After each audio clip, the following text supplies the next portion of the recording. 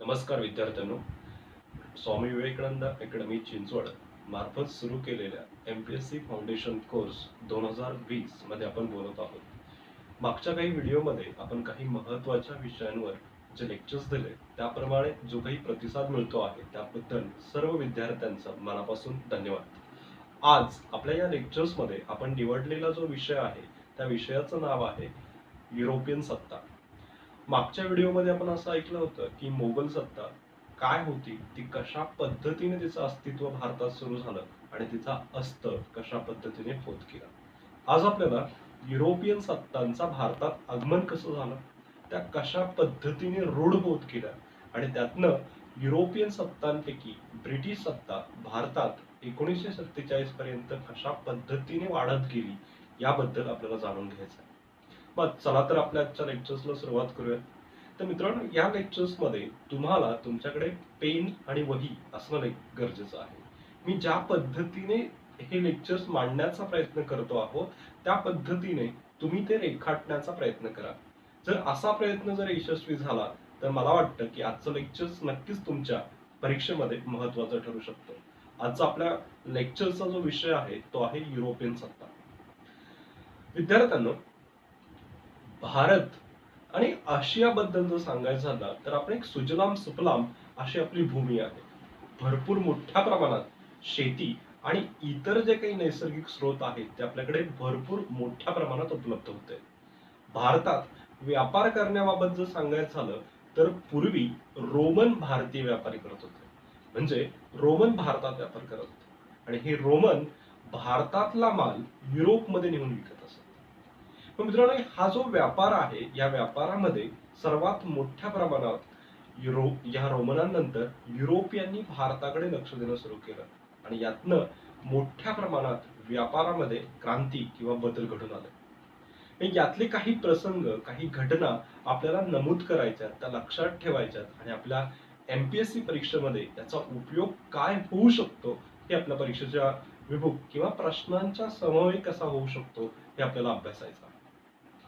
मग रोमन मार्गे जो काही भारत आणि युरोप व्यापार होत होता यामध्ये 1453 मध्ये घडलेली घटना आपल्याला लक्षात घेणं गरजेचं आहे. 1453 मध्ये ऑटोमन तुर्कांनी कॉन्स्टॅन्टिनोपल जिंकून घेतलं. कॉन्स्टॅन्टिनोपल म्हणजे आत्ताचं इस्तांबुल आहे. मित्रांनो, पूर्व रोमनची ही राजधानी होती आणि ही राजधानी म्हणजेच कॉन्स्टॅन्टिनोपल रोमनांनी जिंकल्यानंतर भारत आणि युरोप यांना जोडणारा भूमार्ग कायमस्वरूपी बंद झाला. हा मार्ग बंद झाल्यानंतर आता युरोपियन समोर मोठी आव्हानं होती. जर भारताबरोबर आपल्याला व्यापार करायचा असेल, भारतातली जर संपत्ती युरोपमध्ये आणायची असेल तर नवे व्यापारी मार्ग आपल्याला शोधणं अपेक्षित आहे, गरजेचं आहे. आणि यामध्ये इटली, स्पेन, पोर्तुगाल हे आघाडीवर होते, यामध्ये पुढे होते. मग यापैकी काही लोकांनी भारत शोधण्यासाठी नवे सागरी मार्ग उपयोगाला पडू शकतात का याचा शोध घेण्याचा प्रयत्न केला. ज्या पद्धतीने युरोपमध्ये क्रांती घडत होती, ज्या पद्धतीने जहाज बांधणीचं काम तिथे अवगत झालं होतं, यातनं सागरी मार्ग शोधणं हे युरोपाच्या भविष्याच्या दृष्टीने गरजेचं असेल, महत्वाचं ठरू शकतं. म्हणून युरोपियांनी हा व्यापारी मार्ग निवडला. मग मित्रांनो, यातल्या काही लोकांनी भारत शोधण्यासाठी जो प्रयत्न केला तो आपल्याला इथे अभ्यासायचा.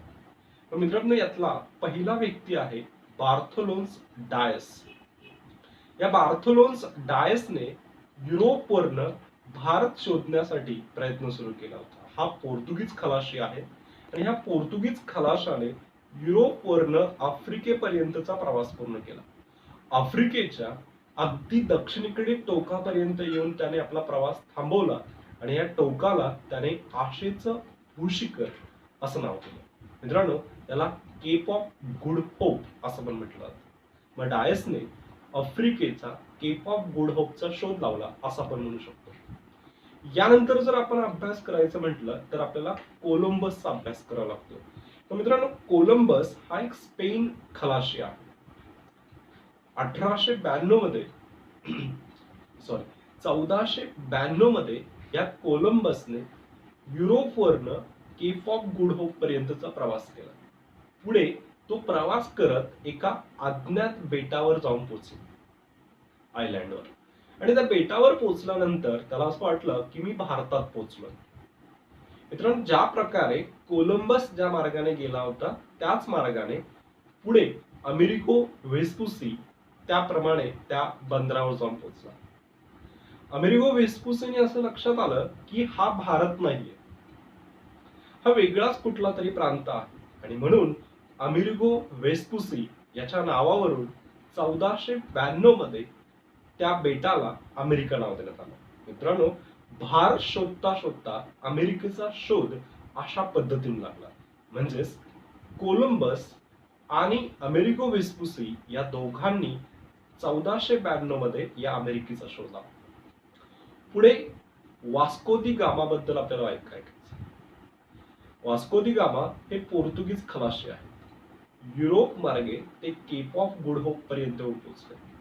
केप ऑफ गुड होपला वळसा घालून ते पुढे पश्चिमेच्या दिशेने प्रवास करायला लागले आणि तो प्रवास त्यांनी भारताच्या पश्चिम किनारपट्टीपर्यंत पूर्ण केला. 20 मे 1498 ला 20 मे 1498 ला हा वास्को दी गामा भारताच्या कालिकत बंदरावर पोहोचला. यावेळेस कालिकतला म्हणजेच कोचीनची जी राजधानी आहे, कोचीन केरळ जो भाग आहे, हा राजा झामोरीनच्या ताब्यात होता. राजा झामोरीन आणि वास्को दी गामा यांच्यामध्ये चर्चा होऊन नव्या व्यापारी पर्वाला सुरुवात झाली. आणि मित्रांनो, इथे पोर्तुगीज भारतात येऊन पोहोचले व भारताच्या इतिहासाला आधुनिक भारताचा इतिहास का म्हणायचं याचं उत्तर देखील इथेच आहे. कारण पोर्तुगीज खलाशी वास्को गामाने हिंदू राजा झामोरीनला ज्या पद्धतीने सांगितलं होतं आम्ही आधुनिकतेचे जनक आहोत, ज्या पद्धतीने युरोप विकसित होत आहे त्याच पद्धतीने आम्ही भारत विकसित करू इच्छितो, यासाठी आम्हाला भारताशी व्यापार करायचा आहे, आम्ही जी जी औद्योगिक क्रांती घडून आणली आहे ती भारतापर्यंत आणून पोहोचवायची आहे, यासाठी आम्हाला भारतात व्यापार करण्याची संधी मिळावी.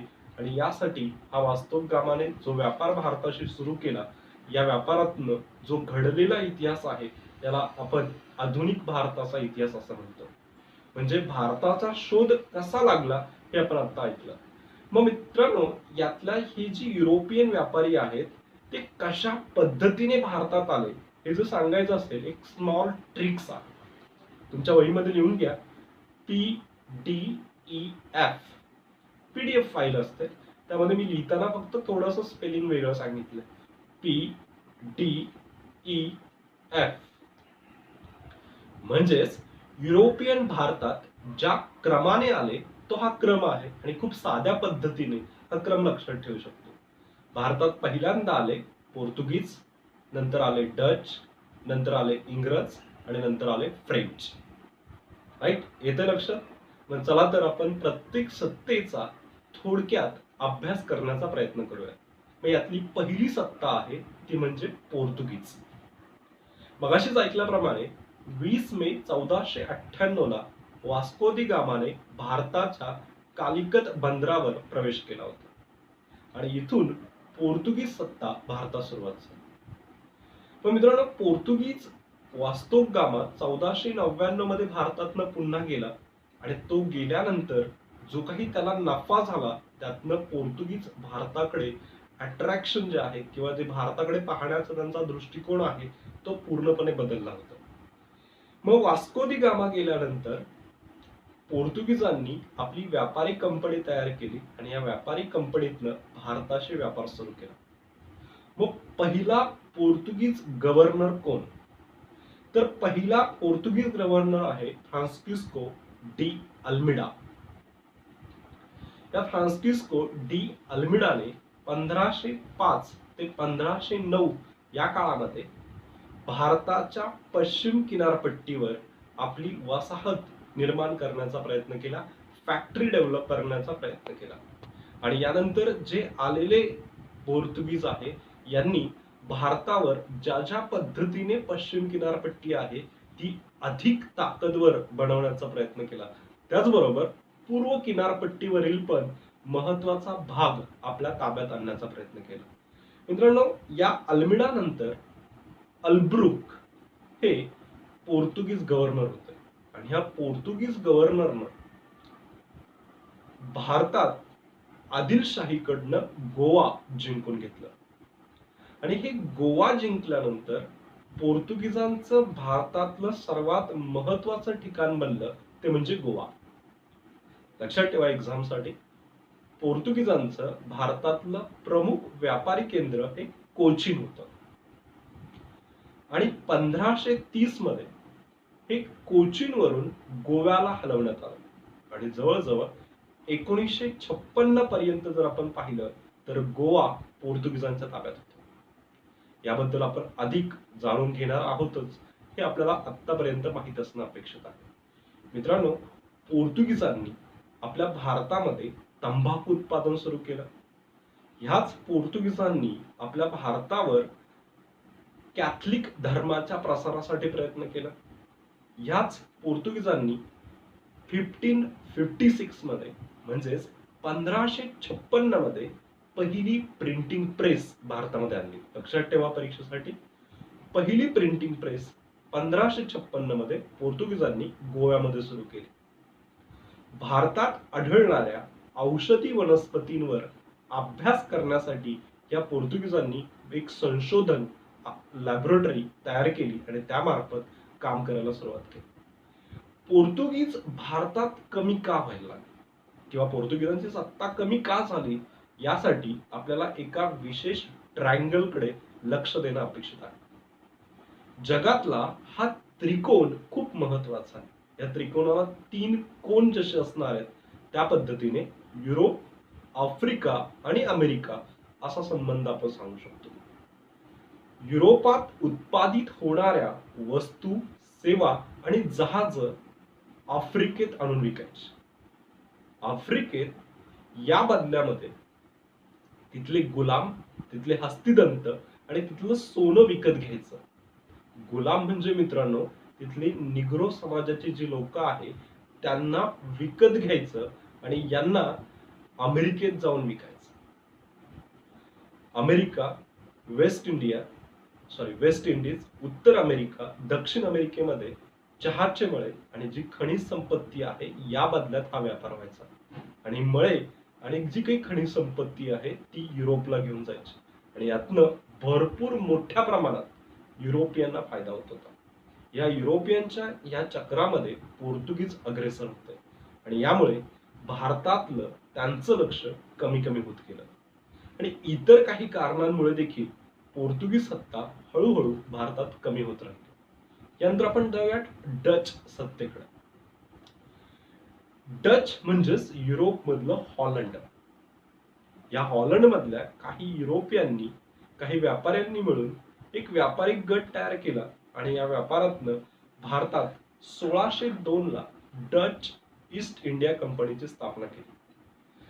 त्यांनी पण भारतात पहिल्यांदा मुसल्लीपट्टनमला आपली व्यापारी केंद्र सुरू केलं.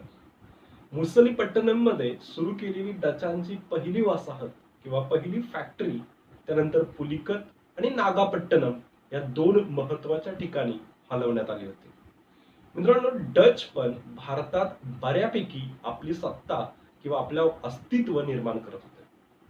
पण बॅटल ऑफ बडेरा किंवा बडेराची लढाई जर आपण पाहिली 1759 मध्ये झालेली, या 1759च्या बडेराच्या लढाईमध्ये ब्रिटिशांनी डचांचा पराभव केला आणि डच सत्ता देखील भारतात संपुष्टात आली.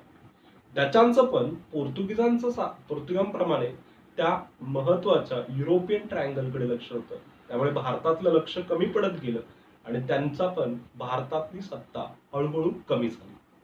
मग आपण जाऊयात ब्रिटिश सत्तेकडे. ज्या ब्रिटिशांनी आपल्यावर राज्य केलं त्यांची सुरुवात कशी झाली ती आपल्याला जाणून घेणं इथे महत्वाचं आहे किंवा ते आपल्याला माहित असणं अपेक्षित आहे. मग मित्रांनो, भारतात आलेला पहिला ब्रिटिश कोण, तर जॉन मिल्डन हॉल हा भारतात आलेला पहिला ब्रिटिश आहे. जॉन मिल्डन हॉल 1599 मध्ये भारतात आले होते. मग मित्रांनो, या ब्रिटिशांनी भारतात येण्यासाठी जी कंपनी तयार केली तिचं नाव आहे ईस्ट इंडिया कंपनी. कारण युरोपच्या पूर्वेकडे भारत आहे म्हणून ईस्ट, ज्या देशामध्ये कंपनी स्थापन करायचं तो इंडिया, आणि ज्याचं काम आहे ती कंपनी म्हणजेच ईस्ट इंडिया कंपनीची स्थापना झाली. खरं तर ही स्थापना 1599 मध्ये झाली होती. हिला ब्रिटिश राणी एलिझाबेथ हिने मान्यता दिली आणि ही मान्यता दिली होती 31 डिसेंबर 1600. 31 डिसेंबर 1600 ला राणी एलिझाबेथने पुढच्या 15 वर्षासाठी ही कंपनी भारतात व्यापार करू शकते अशी सनद किंवा परमिशन दिली. पुढे सांगायचं झालं तर 1609 ला ब्रिटिश किंग राजा जेम्स याने ही परमिशन पुढे परमनंट केली आणि त्याप्रमाणे हे भारतात व्यापार करायला. 1608 मध्ये ब्रिटिशांनी पहिली वसाहत सुरतला स्थापन करण्याचा प्रयत्न केला होता. पण तिथल्या आदिलशाही सत्तेने तसं होऊ दिलं नाही. जवळजवळ 1613 पर्यंत ब्रिटिशांची भारतात एकही वसाहत नव्हती. 1613 मध्ये ब्रिटिशांची पहिली वसाहत सुरतमध्ये झाली आणि ज्या पुढून ब्रिटिश सत्ता हळूहळू व्यापार करायला सुरुवात केली. मग गॅरॉल्ड ऑल्जियर हे पहिले कंपनी गव्हर्नर म्हणून भारतात आले आणि त्यांनी भारतात व्यापारी वसाहती वाढवण्यासाठी पश्चिमेपेक्षा पूर्वेकडे लक्ष देणं जास्त पसंत केलं आणि हळूहळू बंगाल आणि इतर भागांमध्ये या कंपनीच्या सत्ता वाढत गेल्या. याच्यानंतर आपल्याला जायचंय फ्रेंचांकडे. मित्रांनो, फ्रेंच सत्ता 1664 मध्ये 1664 मध्ये फ्रेंच ईस्ट इंडिया कंपनीची स्थापना झाली होती आणि हे फ्रेंच भारतात आले आणि भारतात त्यांनी पूर्व किनारपट्टीकडे आपलं लक्ष केंद्रित केलं होतं. पहिल्यांदा पॉंडिचेरीमध्ये फ्रेंचांनी आपली वसाहत सुरू केली आणि फ्रेंच सत्ता भारतात हळूहळू वाढत गेली. यानंतर डॅनिश भारतात आले, पण त्यांचं विशेष असं अस्तित्व नव्हतं. पुढे डॅनिशांच्या सर्व वसाहती इंग्रजांच्या ताब्यात आल्या म्हणजेच ब्रिटिशांच्या ताब्यात आल्या आणि या पद्धतीने हे युरोपियन भारतात आले. पोर्तुगीज, डच, इंग्रज आणि फ्रेंच हे भारतात कसे आले हे आपण आता पाहिलं. मग विद्यार्थ्यांनो, पोर्तुगीज आणि डच यांचं त्या ट्रायंगलकडे लक्ष असल्यामुळे त्यांचं भारतातलं लक्ष कमी होत होतं आणि 17व्या शतकापर्यंत जर आपण विचार केला तर यांचं अस्तित्व बऱ्यापैकी कमी होत होतं. मग युरोपियन सत्तांपैकी ज्या दोन प्रमुख सत्ता भारतात राहिल्या होत्या, एक होती फ्रेंच सत्ता आणि एक होती ब्रिटिश म्हणजेच इंग्रज सत्ता. मी याच्यावरून पण ह्या युरोपियन दोन सत्तांमध्ये संघर्ष सुरू झाला आणि या संघर्षातनं 1765 मध्ये फक्त ब्रिटिश सत्ता भारतात कशी राहिली याकडे आपल्याला लक्ष द्यायचं. फ्रेंच आणि ब्रिटिश यांच्यामध्ये इतिहासात घडलेला एक महत्वाची घटना म्हणजे कर्नाटक युद्ध. मित्रांनो, याला कार्नॅटिक वार किंवा अँग्लो फ्रेंच वार म्हणून पण ओळखलं जातं. 1744 ते 1763 पर्यंतचा हा काळ आपल्याला लक्षात ठेवायचा. मग नेमकं काय झालं होतं? कर्नाटक युद्ध काय आहे? तर मित्रांनो, आपल्याला इथे 3 युद्धांचा अभ्यास करायचा. पहिलं कर्नाटक युद्ध 1748 ते 1746 ते 1748 हे पहिलं कर्नाटक युद्ध. दुसरं कर्नाटक युद्ध 1748 ते 1754 आणि तिसरं कर्नाटक युद्ध 1756 ते 1763 पर्यंत व्हायचं. मग यातली पहिला कर्नाटक युद्धाचा प्रसंग काय आहे तो आपण पाहूया. कारण असं होतं कर्नाटक युद्धासाठी, ऑस्ट्रिया हा युरोप मधला देश आहे आणि या ऑस्ट्रियावर कुणाची सत्ता असणार यासाठी युरोपमध्ये इंग्लंड आणि फ्रेंच यांचा वारसा हक्काबद्दल युद्ध सुरू झालं होतं आणि याच युद्धाचा परिणाम भारतात देखील झाला आणि भारतात या युद्धातनं कर्नाटक युद्ध उभं राहिलं. म्हणजे पहिल्या कर्नाटक युद्धाला कारण ठरलं ऑस्ट्रियन वॉर ऑफ सक्सेशन किंवा ऑस्ट्रियन वारसा हक्क आणि यातनं 1746 ते 1748 या काळातलं पहिलं कर्नाटक युद्ध झालं. म्हणजे कर्नाटक युद्धामध्ये काय काय घडलं होतं तर 1746 ला ब्रिटिशांनी फ्रेंचांची आरमारा उद्ध्वस्त केली होती. मग ही आरमारा कुठे होती, हे सगळं काय होतं याबद्दल थोडक्यात आपण जाणून घेऊयात आणि युद्धाकडे पुन्हा येऊया. पूर्वीचा कर्नाटकची राजधानी होती आर्कॉट आणि या आर्कॉट मधले दोन महत्वाचे ठिकाण म्हणजे पहिलं ठिकाण आहे मद्रास जे ब्रिटिशांच्या ताब्यात आहे आणि दुसरं महत्वाचं ठिकाण ते म्हणजे पॉंडिचेरी जे फ्रेंचांच्या ताब्यात आहे. मग मित्रांनो घडलं पहिल्या युद्धात असं की 1746 ला ब्रिटिशांनी फ्रेंचांची आरमारा उद्ध्वस्त केली. याचं उत्तर देताना 1747 मध्ये फ्रेंचांनी ब्रिटिशांचं मद्रास ताब्यात घेतलं आणि यावेळेस फ्रेंचांचा गव्हर्नर होता ड्युप्ले. आरमारा उद्ध्वस्त केल्याचं उत्तर संपूर्ण मद्रास आता फ्रेंचांच्या ताब्यात होतं. अशा परिस्थितीमध्ये इंग्रजांनी कर्नाटक नवाब अनिरुद्दीन खान ची मदत मागितली आणि अनिरुद्दीनच्या मदतीने आपण फ्रेंचांवर दबाव निर्माण करू शकतो असं त्यांचं म्हणणं होतं. अनिरुद्दीनने लेखी स्वरूपामध्ये फ्रेंचांना समजवण्याचा प्रयत्न केला पण शेवटी हा वाद युद्धापर्यंत येऊन पोहोचला. आता कर्नाटक नवाब ब्रिटिश एका बाजूला आहे आणि फ्रेंच एका बाजूला अशा पद्धतीने युद्ध होणार आहे. मित्रांनो याला 1748 ची सेंट थॉमस ची लढाई म्हणून ओळखलं जातं. बॅटल ऑफ सेंट थॉमस 1748 मध्ये कर्नाटक नवाबाकडून महफूज खान ला 10,000ची फौज घेऊन पाठवण्यात आलं आणि याला उत्तर देण्यासाठी ब्रिटिशांकडून कॅप्टन पॅराडाइस 930 सैन्यानिशी उतरला होता. म्हणजे मित्रांनो कर्नाटक नवाबाचा सरदार महफूज खान जवळजवळ 10,000ची फौज घेऊन येतोय आणि त्याला उत्तर देण्यासाठी फक्त 930 सैन्य घेऊन कॅप्टन पॅराडाइस या युद्धामध्ये उतरले होते.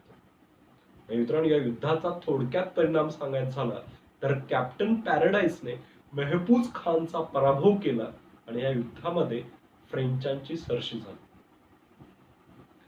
नवाबाने माघार घेतली आणि शेवटी ब्रिटिशांनी देखील या युद्धामध्ये माघार घेतली आणि 1748 ला हे युद्ध थांबलं.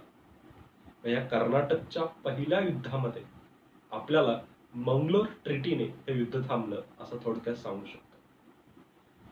आता आपल्याला जायचंय कर्नाटकचं दुसरं युद्ध. कर्नाटकचं दुसरं युद्ध खरं तर भारतातील वारसा हक्कातनं तयार झालं होतं. जवळजवळ 18व्या शतकाच्या मध्यापर्यंत हैदराबाद आणि कर्नाटक या दोन सत्ता महत्वाच्या होत्या.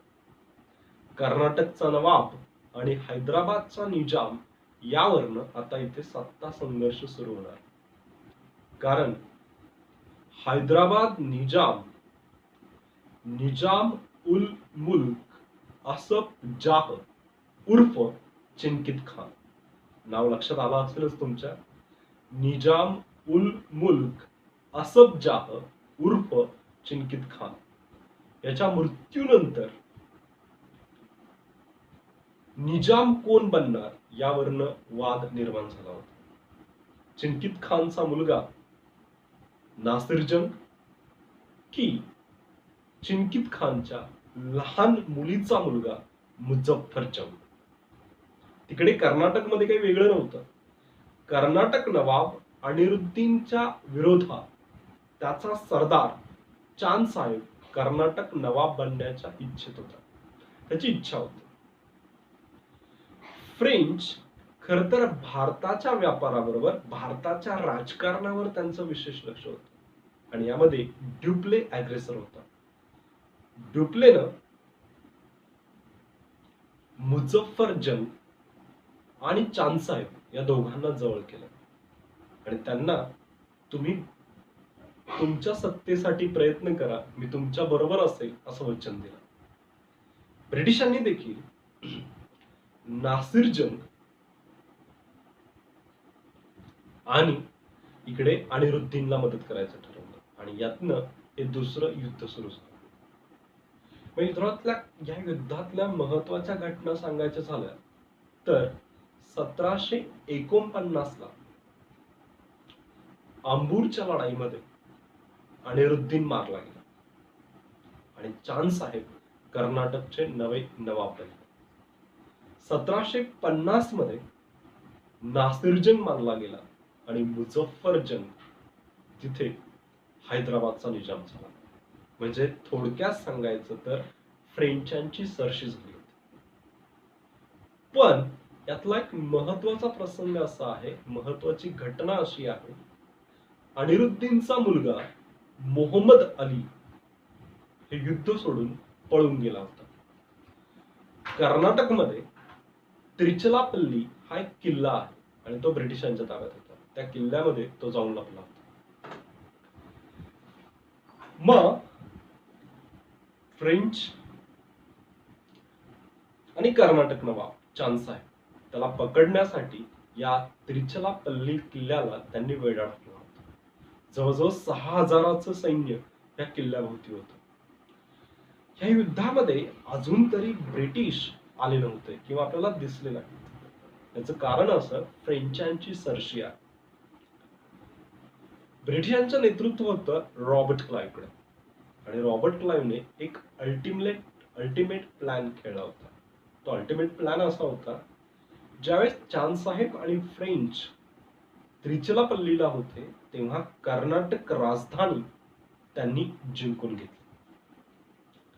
आता कर्नाटक नवाबाची राजधानी वाचवणं गरजेचं आहे म्हणून 4000ची फौज घेऊन ड्युप्लेने चांद साहेबांना परत कर्नाटकला पाठवलं. 230 सैन्य घेऊन हे रॉबर्ट क्लाइव्हने जिंकलेला आर्कॉट त्यांना परत देण्यात आलं. मित्रांनो, प्लॅन एवढाच होता की आर्कॉट मिळवून त्यांची जी काही लक्ष आहे ते डायव्हर्ट करायचं आणि त्रिचलापल्लीवरून मोहम्मद अलीला बाहेर काढायचं. त्रिचलापल्लीतलं सैन्य कमी झाल्यानंतर ब्रिटिशांनी मोहम्मद अलीला बाहेर काढला आणि त्याला कर्नाटकमध्ये पोहोचवलं. तोपर्यंत ड्युप्लेला माहीतच नव्हतं की तो त्या किल्ल्याच्या बाहेर आलाय की नाही. पुढे जर सांगायचं झालं, याच मोहम्मद अलीने कर्नाटक नवाब चांद साहेबचा तांजावरला खून केला ब्रिटिशांच्या मदतीने आणि कर्नाटकचा नवाब म्हणून मोहम्मद अलीला ब्रिटिशांच्या मदतीने बसवण्यात आलं. म्हणजे खरं तर फ्रेंचांची सरशी झाल्यानंतर देखील रॉबर्ट क्लाइव्हच्या या अल्टिमेट प्लॅनमुळे ब्रिटिशांची सरशी झाली आणि याचा परिणाम पुढे या सगळ्या युद्धाचं खापर ड्युप्लेवर टाकण्यात आलं. फ्रेंच गव्हर्नरनं त्यांना माघारी बोलवलं आणि त्यांच्या ऐवजी गुडेव्ह भारतात आलं. गुडेव्हने दुसऱ्या युद्धाचं शेवट पॉंडिचेरीत आणणे केला आणि हे युद्ध तात्काळ थांबवण्यात आलं.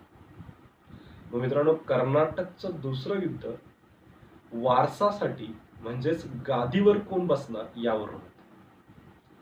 मग गादीवर कोण बसलं आणि ज्या पद्धतीने ब्रिटिशांनी इथे आपला अल्टिमेट प्लॅन खेळला, त्याचं यश त्यांना मिळालं. आता आपण तिसऱ्या युद्धाबरोबर समजून घेणार आहोत. कर्नाटकचं तिसरं युद्ध सुरू होतं 1758 मध्ये, पण त्याची सुरुवात 1756 मधून आपल्याला पाहायला मिळते. मग 1758 ते 1763 मध्ये काय घडलं ते आपल्याला इथे समजून घ्यायचं. यावेळी फ्रेंच गव्हर्नर होते काउंट लिली, आणि त्यावेळेस ब्रिटिशांचं नेतृत्व ज्याच्याकडे होतं ते होते सर आयर कूट. 22 जून 1760 ला यातली एक निर्णायक लढाई झाली होती, आणि ही निर्णायक लढाई आहे वंदिओश लढाई. वंदिओश हा कर्नाटक मधला एक किल्ला आहे, आणि या किल्ल्यात लढली गेलेली सर आयर कूट ब्रिटिशांचं नेतृत्व करतायत, आणि काउंट लाली हे फ्रेंचांचं नेतृत्व करत आहे. आणि या युद्धाचा परिणाम असा झाला की आजवर लढलेली जी काही फ्रेंचांची ताकद आहे, ह्या युद्धामध्ये पूर्णपणे फ्रेंचांचा पराभव झाला. वंदिओशच्या पराभवानंतर मात्र कुठलाही तह महत्वाचा नसून भारतातली राजकीय सत्ता संपुष्टात आणणारा ठरला. फ्रेंचांच्या पराभवानंतर 1763 ला पॅरिस ट्रिटी करण्यात आली. पॅरिसचा तह झाला, आणि ह्या तहानुसार असं ठरण्यात आलं पॉंडिचेरी, माहे, चंद्रनगर हे महत्वाची व्यापारी केंद्र फक्त फ्रेंचांकडे असतील. याच्या व्यतिरिक्त भविष्यात फ्रेंचांना कोणतेही राजकीय अधिकार दिले जाणार नाहीत, किंवा ते भारतात राजकीय सत्ता निर्माण करू शकणार नाहीत. आणि यामुळे भारतात एकमेव युरोपियन सत्ता शिल्लक राहिली ती म्हणजे ब्रिटिश सत्ता. 1763 नंतर युरोपियन सत्तांपैकी एकमेव युरोपियन सत्ता म्हणजे ब्रिटिश सत्ता, आणि या सत्तेने भारताला जवळजवळ 1947 पर्यंत आपल्या ताब्यात ठेवलं. जी एक व्यापारी कंपनी 1600 ला भारतात येते आणि जवळजवळ 1947 पर्यंत भारतात राज्य करते, याला कारण पण भारतीयच होते. आपल्यात एकसंगता नव्हती, एकसूत्रता नव्हती. आपल्यात राजकीय जे काही मतभेद होते, या सर्वाचा परिणाम या युरोपियननी आपल्या सकारात्मक कामासाठी वापरला, आणि यातनं त्यांची सत्ता निर्माण केली. 1600 ते हा जो आपण कालखंड जर सांगायचं झालं तर आपण याला 2 टप्प्यात डिवाइड करू शकतो. कंपनी कालखंड आणि ब्रिटिश सरकारचा कालखंड. 1600 ते 1857 पर्यंत जर सांगायचं झालं तर याला कंपनी कालखंड असं म्हणतात, आणि 1858 ते 1947 पर्यंत सांगायचं झालं त्याला ब्रिटिश कालखंड असं म्हणतात. कारण काय ते जर थोडक्यात सांगायचं झालं तर 1600 ते 1857 चे 2 भाग करू शकतो. पहिला भाग असा होईल 1600 ते 1765. मित्रांनो, आतापर्यंत ब्रिटिश फक्त व्यापार करू इच्छित होते, आणि